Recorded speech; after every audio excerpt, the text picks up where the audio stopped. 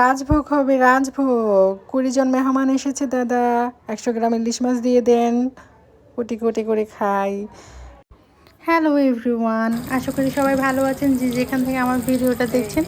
আমি মানসুরা চলে আসলাম আমার পেজ মানসুরা টাইনি ওয়ার্ল্ড থেকে নতুন একটা ভিডিও নিয়ে। কথা না বাড়িয়ে চলুন শুরু করা যাক। আজকে রাতের খাবারের মেনুতে হচ্ছে ইলিশ মাছ ভাজা, বেগুন ভাজা, শুকনো মরিচ ভাজা আর গরম গরম ভাত। ইলিশ মাছ পছন্দ করে না এরকম বাঙালি পাওয়াটাই হচ্ছে টাফ। ইলিশ মাছ সবাই পছন্দ করে আই থিঙ্ক। আমার তো ভীষণ পছন্দের একটা মাছ। আর ডিমালা ইলিশ তো এখনই আমার আবার মানে ভিডিও এডিট করার সময় জিভে জল আসতেছে। বাট ইলিশ মাছের যে পরিমাণ দাম সেটা তো আকাশ ছোঁয়া। আমার দুলাভাই 2টা বড় সাইজের ইলিশ মাছ নিয়ে আসছে ভেজে খাওয়ার জন্য। তো মাছটা ভালো করে কেটে শুধু লবণ মাখিয়ে রেখেছিল, এখন হচ্ছে ফ্রাই করতেছে। ইলিশ মাছটা হচ্ছে মশলা ছাড়া ভাজাটা খেতে আমাদের ভীষণ ভালো লাগে।